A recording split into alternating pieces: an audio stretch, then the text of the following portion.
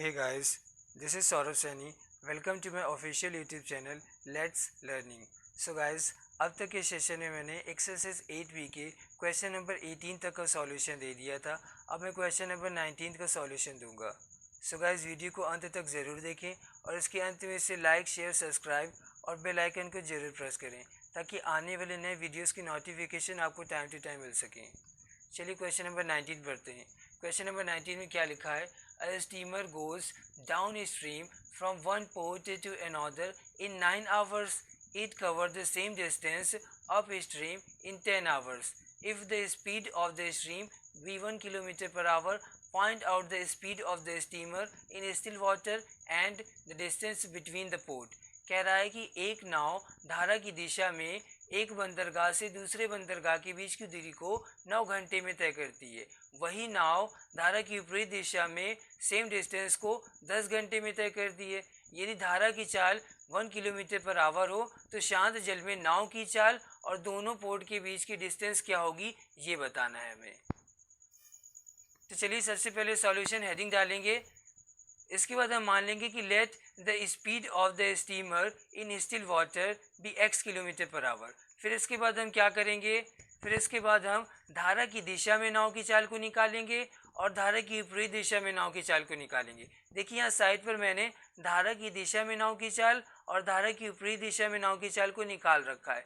सबसे पहले हम धारा की दिशा में नाव की चाल को निकालेंगे। तो धारा की दिशा में नाव की चाल निकालने के लिए नाव की चाल में धारा की चाल को ऐड कर देंगे। तो धारा की दिशा में नाव की चाल क्या होगी? x+1 kilometre per our. इसका उल्टा क्या होगा? धारा की विपरीत दिशा में नाव की चाल के लिए धारा की विपरीत दिशा में नाव की चाल को निकालने के लिए नाव की चाल में धारा की चाल को माइनस कर देंगे। सो धारा की विपरीत दिशा में नाव की चाल क्या होगी? x-1 kilometre per our. इसके बाद अब हम क्या करेंगे? अब हम फर्स्ट कंडीशन के अकॉर्डिंग डिस्टेंस निकालेंगे। ठीक है, फर्स्ट कंडीशन के अकॉर्डिंग डिस्टेंस निकालने के लिए हम फॉर्मूला यूज़ करेंगे distance is equal to speed cross time. ठीक है गाइस, इसके बाद अब हम क्या करेंगे? स्पीड की जगह स्पीड की वैल्यू रखेंगे और टाइम की जगह टाइम की वैल्यू। स्पीड की जगह स्पीड की वैल्यू धारा की दिशा में नाव की चाल को रखेंगे। यानी धारा की दिशा में नाव की चाल क्या थी? x+1 kilometre per our multiply by time क्या था? 9। इसके बाद हम क्या करेंगे? 9 का मल्टीप्लाई ब्रैकेट के अंदर वाले दोनों टर्मों में बारी बारी से करेंगे। यानी 9 का मल्टीप्लाई x में करेंगे तो क्या आएगा? 9x। आगे प्लस 9 का मल्टीप्लाई 1 में करेंगे तो क्या आएगा? 9 × 9। आगे लिखेंगे किलोमीटर, चूंकि ये डिस्टेंस की यूनिट है। ठीक है, इसके बाद अब क्या करेंगे? अकॉर्डिंग टू सेकंड कंडीशन यहाँ पर भी हम डिस्टेंस निकालेंगे। सेम फॉर्मूला होगा distance is equal to speed cross time. यहाँ पर स्पीड की जगह स्पीड की वैल्यू क्या रखेंगे? धारा की विपरीत दिशा की चाल। धारा की विपरीत दिशा की चाल क्या थी? x-1 kilometre per our. सो यहाँ पर हो जाएगा x-1 kilometre x-1 multiply by time की जगह टाइम की वैल्यू क्या रखेंगे? 10 आवर। अब हम क्या करेंगे? इस 10 का मल्टीप्लाई ब्रैकेट के अंदर वाले दोनों टर्मों में बारी बारी से करेंगे। सो 10 का मल्टीप्लाई x में करेंगे तो हो जाएगा 10 × 1 10x माइनस 10 का मल्टीप्लाई 1 में करेंगे 10 × 1 10। आगे लिखेंगे किलोमीटर, चूंकि डिस्टेंस की यूनिट है। इसके बाद उसने क्वेश्चन में दे रखा था कि दोनों ही कंडीशन पर डिस्टेंस क्या होंगी? सेम होंगी। So according to question, again according to question हम हेडिंग डालेंगे और अपने द्वारा या फिर हमारे द्वारा पहली कंडीशन के अकॉर्डिंग निकाली गई डिस्टेंस को दूसरी कंडीशन के द्वारा निकाली गई डिस्टेंस के बराबर रखेंगे। मीन्स 9x+9 को 10x-10 के बराबर रखेंगे। So according to question, again according to question हम हेडिंग डालेंगे और लिखेंगे एक तरफ 9x+9 बराबर का निशान लगाएंगे और एक तरफ 10x-10 रखेंगे। इसके बाद इसे हम सॉल्व करेंगे, यानी x वाले टर्मों को एक तरफ, बाकी सब एक तरफ रखेंगे। सो 9x अपनी जगह था, 10x उठकर इधर आएगा तो ये प्लस से माइनस से बदल जाएगा। सो ये हो जाएगा 9x-10x इज इक्वल टू -10 अपनी जगह था, प्लस 9 उठकर इधर आएगा तो प्लस से माइनस से बदल जाएगा।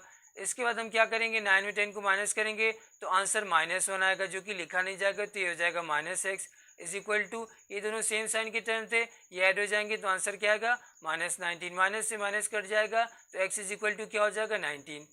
यहाँ पर x की वैल्यू मालूम हो गई तो हमारा पहला आंसर आ गया। क्या था पहला आंसर? क्या था? Speed of the steamer. So according to question speed of the steamer क्या होगी? x is equal to 19। चूंकि x की वैल्यू क्या आ गई? 19, और ऊपर हमने मान रखा था कि स्टीमर यानी नाव की चाल x किलोमीटर पर आवर है। सो x की जगह x की वैल्यू 19 रखकर उसकी वैल्यू निकालेंगे। सो फर्स्ट क्वेश्चन का आंसर हमें मालूम हो गया।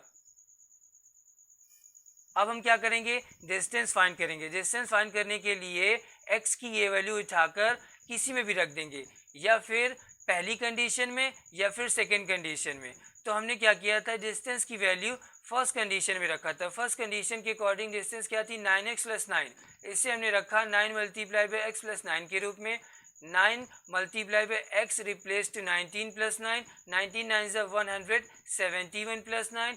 171 + 9 कितना होगा? 180। So distance between the port क्या होगा? 180 किलोमीटर। इस तरीके से हमारा पहला आंसर क्या आया? 19 किलोमीटर पर आवर, और सेकेंड आंसर क्या है? 180 kilometre our, 180 kilometre, sorry, that's it. So guys, video आपको पसंद आया हो तो इसे लाइक, शेयर और कमेंट सेक्शन पर लिखकर ज़रूर बताएं। गाइस, आज की मोटिवेशनल स्पीच में मैं आपको ये बताना चाहूँगा कि ज़िंदगी में अपने आप को किसी से कम मत समझना। सो मेरी बात आपको समझ में आ गई होगी। सो आज के लिए इतना ही। So now stop here. Good luck.